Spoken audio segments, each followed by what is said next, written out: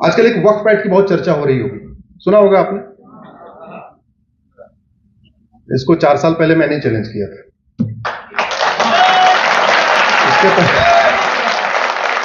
हमारा यही काम है, हमारा काम है कि बिस्तर के नीचे जहां जहां सांप पड़ा हुआ है, उस बिस्तर के पर्दे को हटा, चद्दर को हटा के ये दिखा देना इधर सांप है। सारे सांप को नहीं, मैं नहीं मार सकता, कुछ सांप आप लोगों को भी मारना पड़ेगा। मैं तो केवल वो खोल खोल के दिखा सकता हूं कहां कहां सांप पड़ा हुआ है। हमारी पीआईएल भी ऐसी होती है, कुछ पिटीशन जजों को जगाने के लिए, कुछ पिटीशन सरकार को जगाने के लिए, कुछ पिटीशन समाज को जगाने के लिए।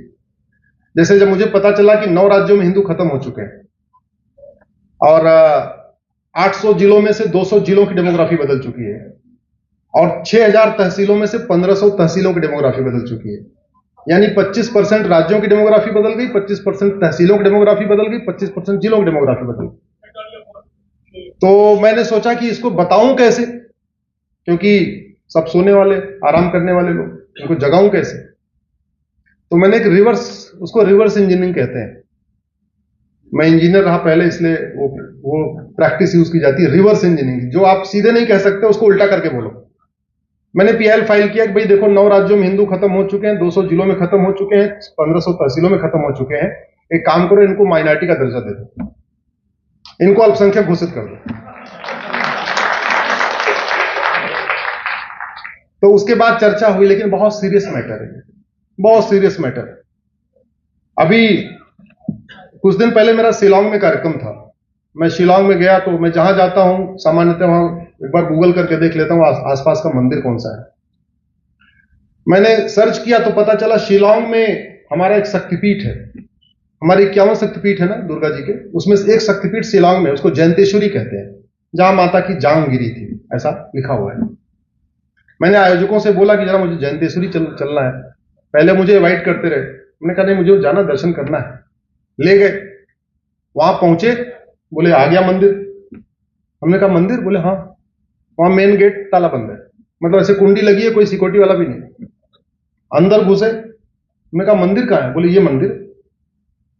बाहर से कुंडी लगी हुई, न कोई पुजारी न कोई भक्त, और 51 शक्तिपीठों में से एक शक्तिपीठ है। क्यों ये हालत हो गई? क्योंकि हिंदू वहां खत्म हो गए। हिंदू खत्म हो गए तो फिर मंदिर में आपके पूजा करने वाले भी खत्म, पुजारी भी खत्म। मैंने कहा कि पुजारी कौन है? तो कई वर्षों से वहां के जो पुजारी हैं वो देशमुख फैमिली है पुणे की, वही वहां पूजा करती है, कई ऐसे वंश के आधार पर।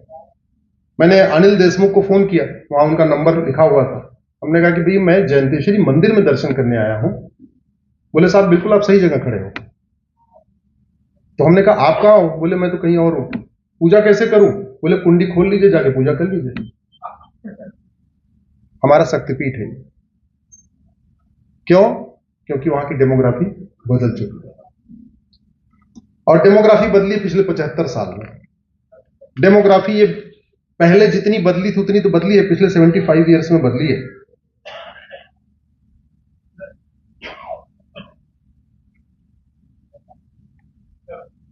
नाइनटीन 1954 में नेहरू जी ने वक्फ एक्ट बनाया, इंदिरा जी ने उसको और मजबूत किया, राजीव जी ने उसको और मजबूत किया।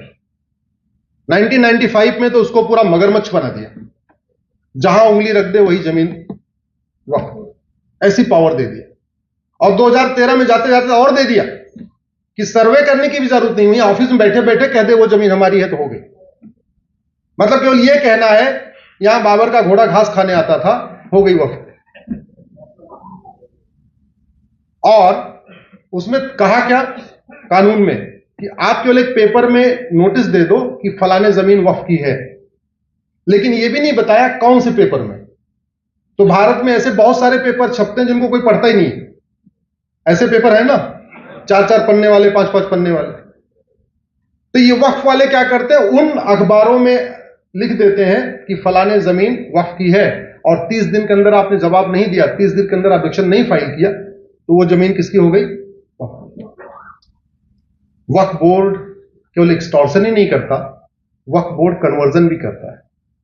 अमीरों को नोटिस भेज भेज के पैसा वसूलता है, और गरीबों को नोटिस भेज के, ट्राइबल्स को नोटिस भेज के कहता है या तो कन्वर्ट हो जाओ, नहीं तो तुम्हारी जमीन वक्फ प्रॉपर्टी हो जाएगी। वक्फ बोर्ड की नोटिस को आप कोर्ट में चैलेंज नहीं कर सकते। आपको कहां जाना पड़ेगा? वक्फ ट्रिब्यूनल के सामने, जो राज्य में एक होता है। तो चलो, आप बॉम्बे में नोटिस आई तब तो आप चले गए, नजदीक है। लेकिन महाराष्ट्र का कुछ एरिया तो ऐसा भी होगा अमित जी, जो यहां से 500-600 किलोमीटर दूर होगा, गढ़चिरौली है और भी एरियाज है, ठीक है। मतलब भोपाल में वक्फ बोर्ड का ऑफिस है, झबुआ वहां 700 किलोमीटर दूर है। झबुआ के आदिवासियों ने कभी अपनी लोकल तहसील नहीं देखी, अपना लोकल कभी उन्होंने कोर्ट नहीं देखा, वहां वक्फ बोर्ड नोटिस भेज के कहता है ये प्रॉपर्टी वक्फ की है, या तो कन्वर्ट हो जाओ और नहीं तो जमीन तुम्हारी जाएगी। वो आदिवासी कहां से लड़ेगा? उसको कुछ पता ही नहीं, उसने कभी अपनी लोकल कोर्ट नहीं देखी। भोपाल कहां से आएगा? 700 किलोमीटर दूर कहां से आएगा? और ये कानून बनाया है भारत के संसद के अंदर बनाया गया, एक से बढ़कर एक घटिया कानून बना बना के।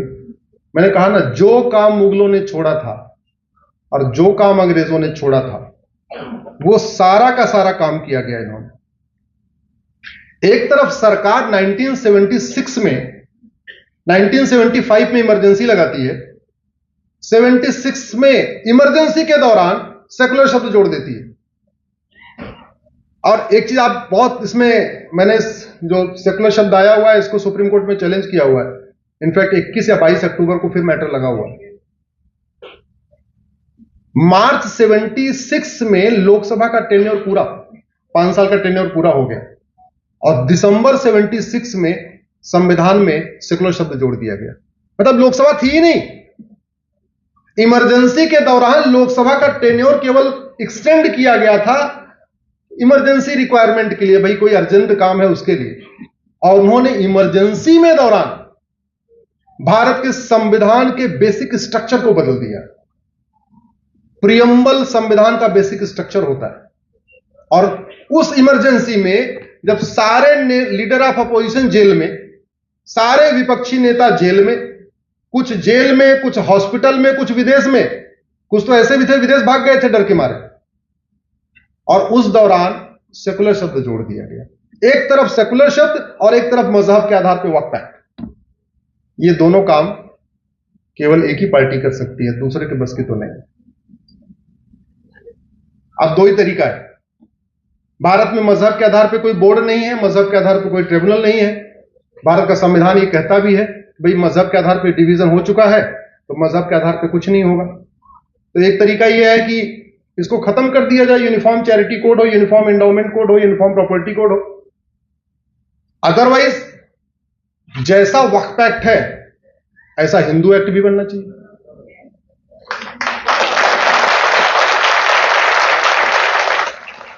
जैसे वक्फ बोर्ड है 7 मेंबर्स का, ऐसे हिंदू बोर्ड भी बनना चाहिए।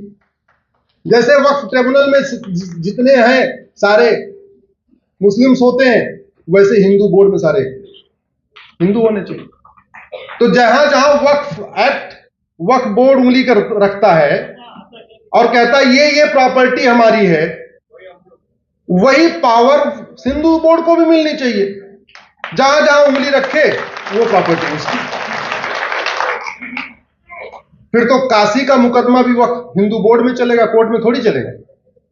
काशी, मथुरा, भद्रकाली, भोजशाला, अटाला, जहां जहां हिंदू उंगली रखते जाएंगे वो सारे मुकदमे कोर्ट से ट्रांसफर हो के कहां जाएंगे? हिंदू बोर्ड में।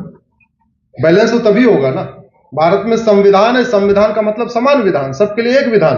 तो या तो सेकुलर शब्द हटा दिया जाए, हिंदू के लिए अपना बोर्ड, बहाई के लिए अपना बोर्ड, पारसी के लिए अपना बोर्ड, यहूदी के लिए अपना बोर्ड, सबके अपना अपना बोर्ड हो, अपना अपना ट्रिब्यूनल हो, जिसको जिसको जहां मन मौका मिले अपनी अपनी उंगली रख रख के बता दें हमारा है, हमारा है, हमारा। लेकिन उसमें बड़े मुसीबत में फंस जाएंगे, क्योंकि वक्फ बोर्ड तो पिछले 500 साल की प्रॉपर्टी को वक्फ प्रॉपर्टी कह सकता है, 15वीं शताब्दी के पहले तो नहीं कह सकता ना, क्योंकि बाबर के पहले तो यहां सब हिंदू थे 100%। लेकिन हिंदू बोर्ड वाले कहां कहां बता सकते हैं?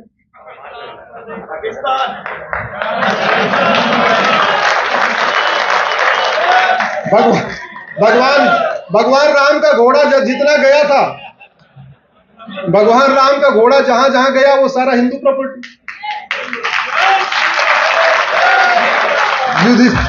युधिष्ठिर जी ने राजसूय यज्ञ किया था, तो जहां तक युधिष्ठिर का राज था, जहां अर्जुन राज कर रहे थे, जहां भीम कर रहे थे, जहां नकुल कर रहे थे, जहां सहदेव कर रहे थे, जहां उनके बच्चे कर रहे थे, रिसर्च करने में सब मिल जाएगा उनके बच्चे कहां कहां राज कर रहे थे, वो सारी प्रॉपर्टी। भगवान कृष्ण ने 5 गांव मांगा था। पहला गांव इंद्रप्रस्थ, इंद्रप्रस्थ को आज की डेट में दिल्ली कहते हैं, तो यानी दिल्ली की 100% प्रॉपर्टी किसकी हो गई? दूसरा गांव उन्होंने मांगा तिलप्रस्थ, तिलप्रस्थ को फरीदाबाद कहते हैं, यानी पूरा फरीदाबाद किसका? जोर से बोलो भाई। तीसरा गांव पानप्रस्थ, पानप्रस्थ को आज की डेट में पानीपत कहते हैं, यानी पूरा पानीपत। चौथा गांव सोनप्रस्थ, सोनप्रस्थ को सोनीपत कहते हैं, पूरा सोनीपत। पांचवा गांव गजप्रस्थ, गजप्रस्थ को गाजियाबाद कहते हैं, पूरा गाजियाबाद किसका? तो पूरा मुंबई से लेके समुद्र इधर से लेके और उधर तक पूरा का पूरा जितना बचा हुआ भारत किसका हो जाएगा? इसलिए ज्यादा चालाकी न करें, सरकार जो बिल लाई है उसको चुपचाप मान लें, इसमें भलाई है, इसी में भलाई है, क्योंकि ज्यादा छेड़ने पे मुसीबत बड़ी हो जाएगी।